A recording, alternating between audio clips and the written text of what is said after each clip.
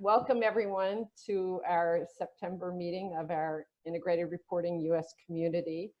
And we're really excited today to have Hilary Young from Etsy join us. And she's going to walk us through, they use a wrapper on their 10K and then have been doing a lot of work on this impact report. And she's going to walk us through those. And as always, we're going to have the first part of the presentation will just be her. She's going to share the report. And then after about 20 minutes or so, we'll turn off the camera and open things up for discussion. So welcome, Hilary. As we get started, I'd love to hear a little bit about the background, about how you came to your role, and then what you folks have been doing in terms of integrating your reporting over time.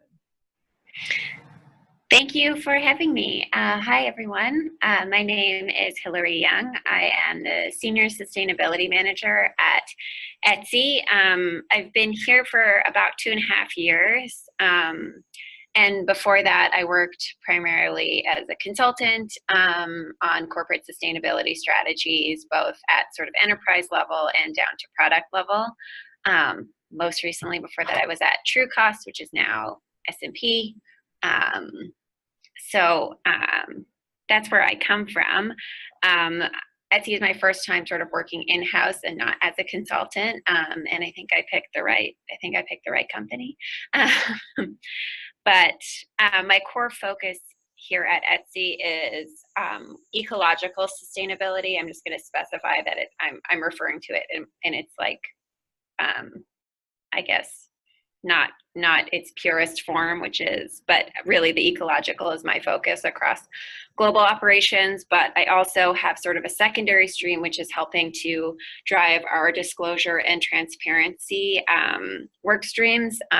And that involves both our proactive communications, like something like an impact update, which we used to call a progress report, any contributions to the 10K filing or the annual report, and then also reactive communication. So any investor requests around ESG or things like that come in, I tend to handle those, even if it's not totally related to what I'm doing day to day. It could be about employee diversity and things like that.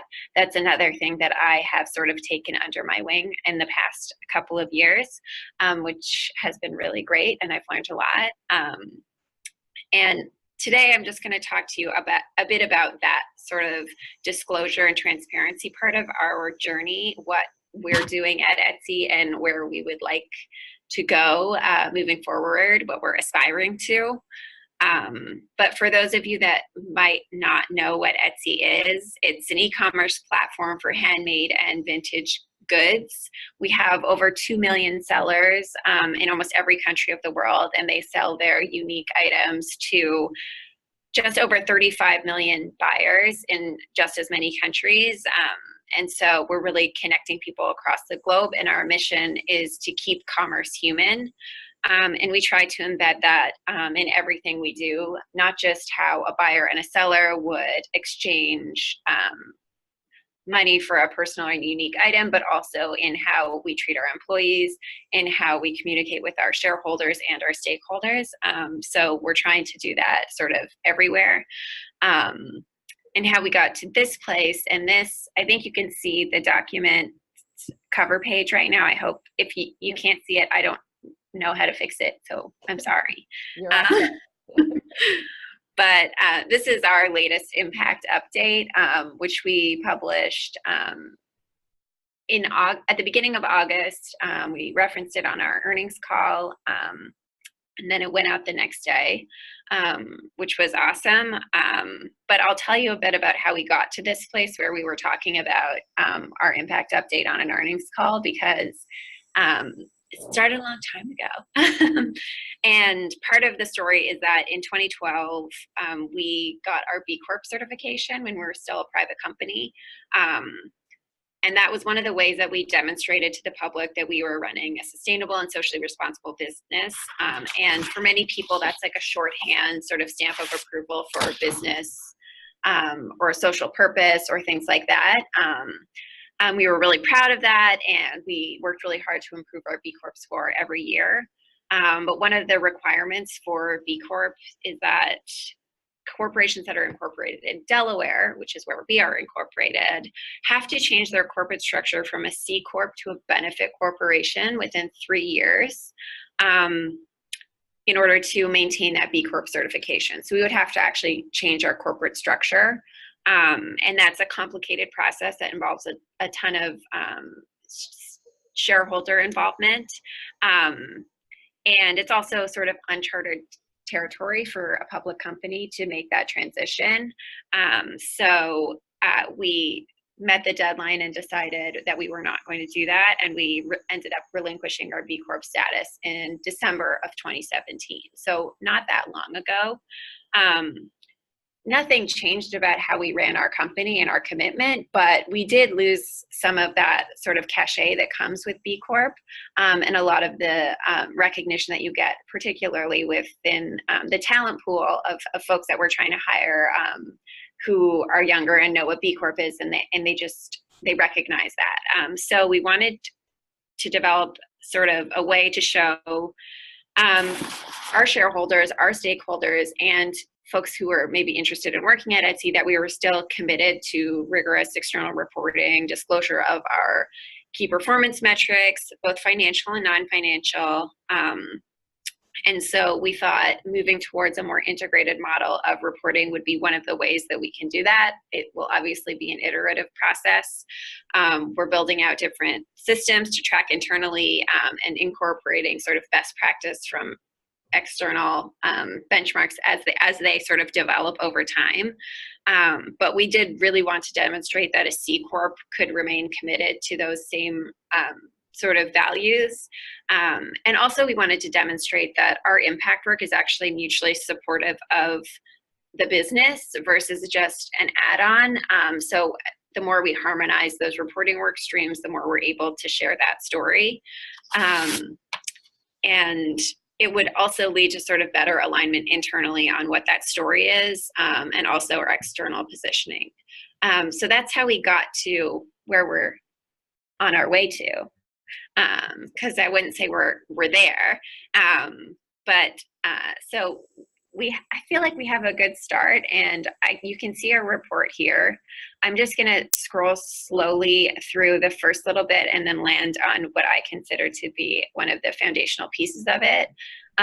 This is our CEO, Josh Silverman, and it's actually the first time that we've had a CEO letter in our impact update, which is notable in and of itself. And really is indicative of the level of executive engagement that we had in the development of this report, which was important and a little bit different compared to previous years. I'm going to skim through here and land on this, and then I'm going to go full screen so you can see it. So a key part of this process was coming to a shared understanding of our business and our role in a broader system.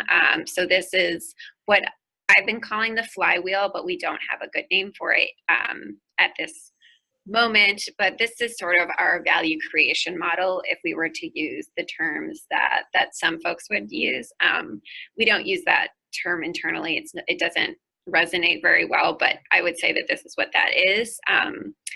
And it puts our business at the center, but it also situates us within a broader community and a broader ecosystem, and really acknowledges that we're part of that. So our inner circle, our business outlines our core value proposition, which is, and our key stakeholders. So our sellers, our buyers, and sort of Etsy Inc., not only the platform, but the people that work here. So sellers are turning their creativity into thriving businesses by connecting with a global community of buyers. Buyers are discovering a universe of products that help them express themselves and support independent creative businesses. And then Etsy Inc. is continually investing in our people and our platform to grow a vibrant and creative marketplace. This is sort of our key, I would say, like evergreen value proposition as a business, even if our annual strategy changes, this will be true. So it's not too detailed. It's not absolutely perfect. It doesn't capture everything, but it's where we landed.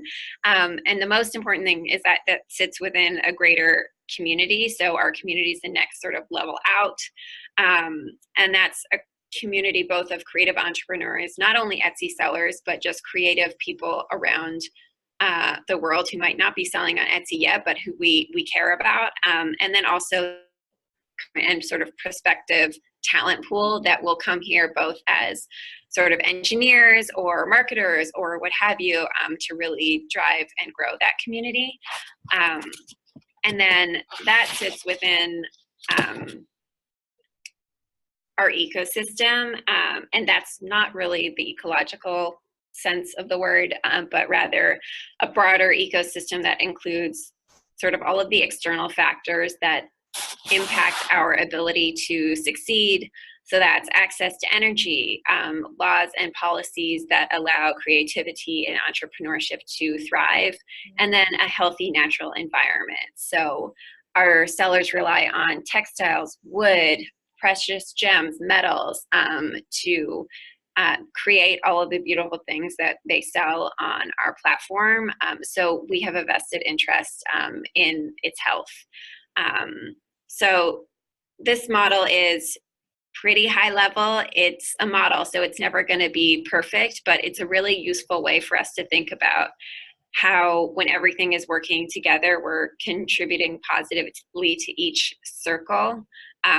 When our business is growing, our community is becoming like healthier, more vibrant, more robust, and we're sort of protecting the health of the broader ecosystem.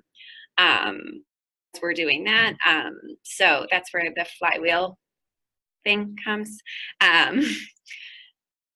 But it took us a really long time to get to this place, this sort of shared understanding of how we see ourselves as a business situated in a broader system. So I just wanted to talk a little bit about that process. And maybe you're interested, maybe you're not, I don't know. But the first thing we did was have a ton of meetings. So we had a bunch of stakeholder meetings and basically functionally grouped them around the different forms of capital. So that would be consistent with the sort of integrated reporting framework. That's what we use to drive the thought process. So natural, intellectual, human, and so on. So we used those meetings to sort of brainstorm Etsy's value creation sort of proposition. And then we had an executive level workshop to refine and prioritize on those. And then multiple iterations on both the format and the content to land on this, which is something that felt right. And this, so I know I'm dwelling on it, but it really does inform what and how we're reporting on things. So if we started at sort of the ecosystem section, I'm gonna move here. You can see that we're describing our strategy around this outer circle. How do we support a healthy external ecosystem through sort of our advocacy work? And it also informs the metrics that we're reporting on. So in that sidebar, you can see some of the metrics around the number of Etsy sellers that have advocated on behalf of particular laws that are in their interest. And we do a lot of work to mobilize that.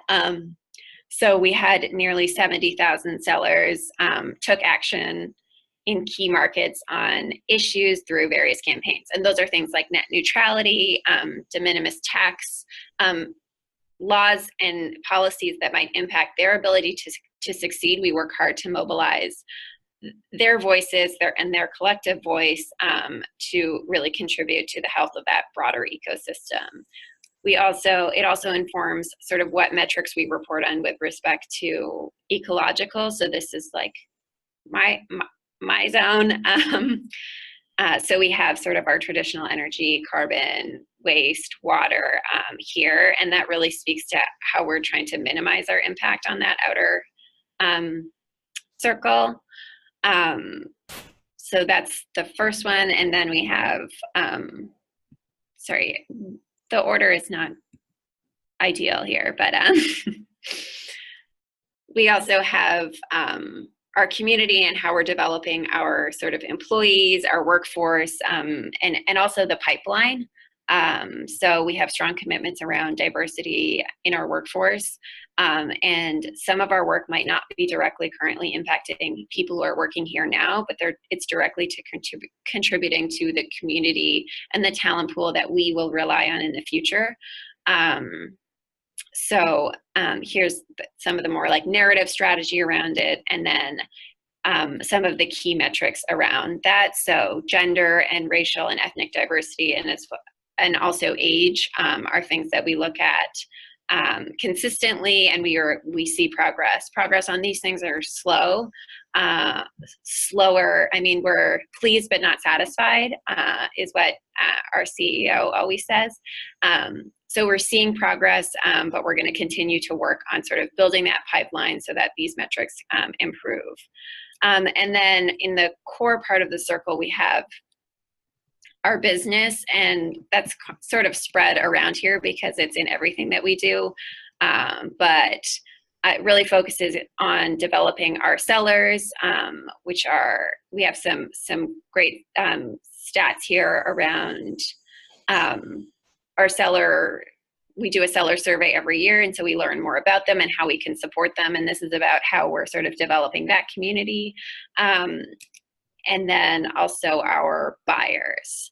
And why this is different is that in our previous reports, our progress report, we weren't really touching on the core business as much as our sort of traditional ecological workforce diversity, those kinds of things. And we're really tying everything together, and that value creation model, or flywheel, or we'll come up with a better name for it.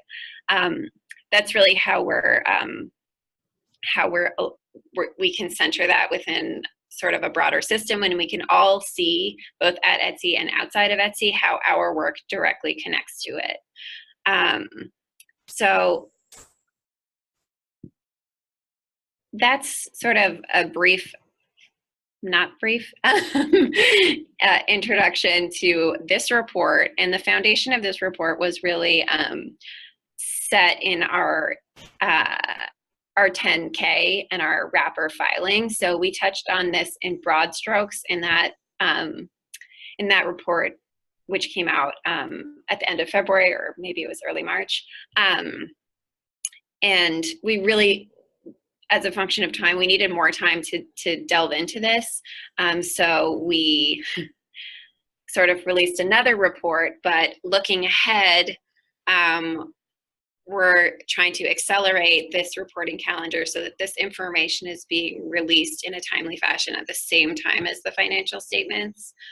So we're looking to accelerate that timeline so that this all comes together at the same time, and could be part of whether, depending on what's appropriate, the wrapper or within the 10K itself. So that's where we're going.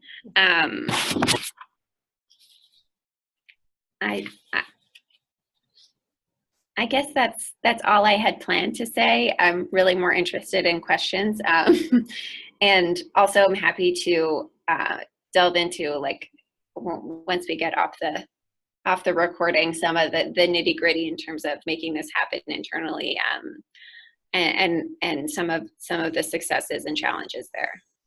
Great. Well, thank you so much, Hilary. And I am going to turn off the camera and thank people that are watching the video and welcome you to come to a future program.